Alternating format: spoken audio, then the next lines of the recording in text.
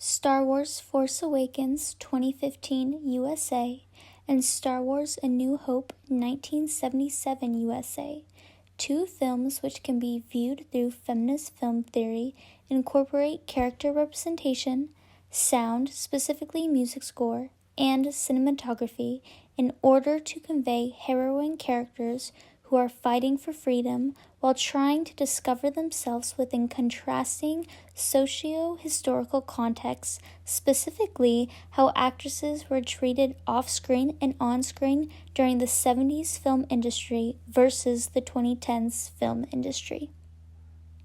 Feminist film theory is a cinematic criticism based on feminine stereotypes which were addressed out of the second-wave feminism politics.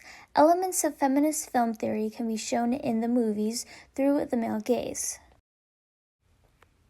Male gaze is defined as the perspective of a typical heterosexual man considered as embodied in the audience or intended audience for films and other visual media, characterized by a tendency to objectify or sexualize women. In simpler words, the male gaze is seeing women in the world from a masculine perspective, usually objectifying women. Star Wars A New Hope is a part of a sequel trilogy about a young man named Luke Skywalker who is faced with a mission around rescuing Princess Leia with the help of Chewbacca and Han Solo. The four of them are battling evil in the galaxy while also trying to find themselves. Whereas Star Wars Force Awakens is also a part of the sequel trilogy about a young woman named Rey who's trying to find out her past while learning the ways of the Force to defeat evil. I will go over a brief overview of the history of the two films and why the male gaze plays a crucial role in A New Hope behind the scenes and in the movie compared to when The Force Awakens was filmed. Society and our world as a whole was different and has progressed since A New Hope. In terms of the contrasting socio-historical context, during the time when A New Hope was filmed in the 70s and 80s, you would see a trend in movies portraying women in the male eye. The male gaze trope was at its peak during the film industry at that time. Behind the scenes of filming A New Hope, the environment in the film industry was much different from the filming time of The Force Awakens.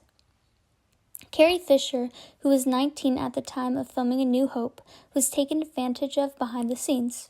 Fisher was taken advantage of crewmates on set and was treated poorly by her co-worker Harrison Ford, who played Han Solo, which both of them resulted in a 3-month affair. Also, Fisher's body was definitely objectified on set. Fisher reported she felt pressure to lose weight for some of her future roles as Princess Leia in Star Wars. In Fisher's memoir and interview with her, she reveals how George Lucas felt about her wearing a bra on set. Do you remember that white dress I wore all through the first film? So they put the dress on me the first day. They bring me to George. Takes one look at me and he says, "You can't wear a bra underneath that dress." So I say, "Why?" He says, "Because there's no underwear in space." And the man said it with such conviction too, you know. She further explains her reaction to this comment in her memoir. The way Fisher was treated behind the scenes affected the way her role was portrayed in the film. A princess who is in high power, even when she tries to be in control and take matters into her own hands, somehow always finds herself needing someone to rescue her. Thankfully, when Force Awakens was filmed, the film industry evolved and progressed with society's standards today, which is more accepting than back then. When Daisy Ridley was playing her role as Rey, she did not face anything of what Fisher went through. Daisy went through intense lightsaber combat training to achieve the look of becoming a Jedi Master on screen. In terms of character representation, music score, and cinematography, the director uses the male gaze trope in order to portray Princess Leia as a damsel in distress. Luke Skywalker, Han Solo, and Chewbacca battle with stormtroopers to get to Leia in her cell. In the script, it says, "When the smoke clears, Luke sees the dazzling young Princess Senator. She has been sleeping and is now looking at him with an uncomprehending look on her face. Luke is stunned by her incredible beauty and stands staring at her with his mouth hanging open. As the script says this, the camera angle is creating this bird's eye view from Luke's point of view at Leia while she is laying in her cell, making her appear small and fragile.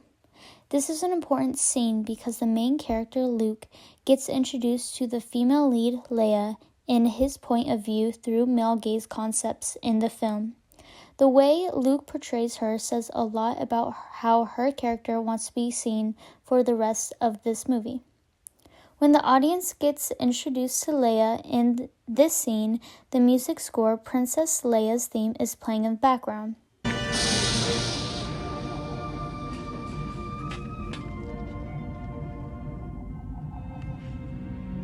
Princess Leia's theme is a lighter, softer flute sound, which compared to other characters' themes, like Force theme, which plays when Luke Skywalker uses and realizes the Force, is more heroic and deeper trumpet sound.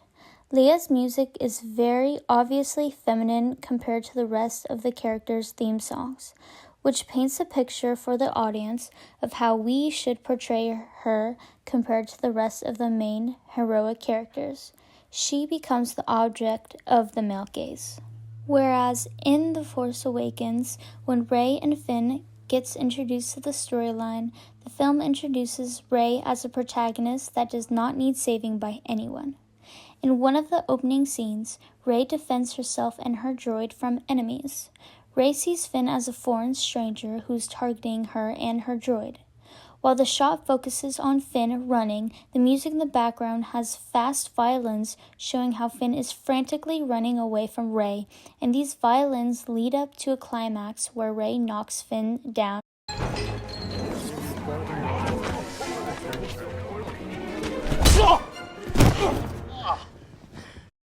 showing the audience she is the one who has the power.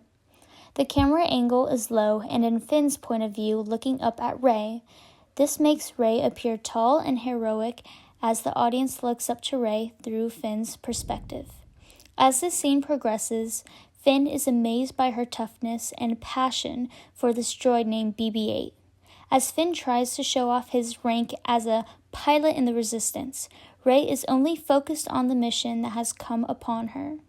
While introducing Rey into the story, Rey's character representation plays into the protagonist's role compared to the damsel in distress role that Leia plays. When she first gets introduced to this foreign character, she does not submit to him needing rescue or help. She is only focused on the mission. In terms of A New Hope, Leia was not alarmed by this stranger coming to help and rescue her. She was already sitting in her cell waiting for someone to rescue her, even though this mission was mainly hers at the beginning of the movie. In terms of character representation, even though the two female lead characters are introduced through the male's point of view, Leia plays into the male gaze concept, which portrays her as a damsel in distress. What is that? Help me, Obi-Wan Kenobi. You're my only hope. Help me, Obi-Wan Kenobi. You're my only hope. Oh, he says it's nothing, sir. Merely a malfunction. Old data. Pay it no mind. Feminist film theory concepts like the male gaze is shown throughout Star Wars Force Awakens and Star Wars A New Hope. Character representation, musical score, and cinematography enhances male gaze concepts on the two main characters in the film, Leia and Rey, on the road to fighting for freedom while trying to discover themselves in the process. The male gaze concept also played a role in the making of the two movies off-screen, as the role of women in the film industry at the time A New Hope was filmed is different from the time when A Force Awakens was filmed. Carrie Fisher, who plays Princess Leia in the films, did make an appearance in Star Wars Force Awakens as General Organa. In the sequel Star Wars film, she portrays a general who is in control of the whole rebel fleet, and the film shows how she lets nobody get in her way.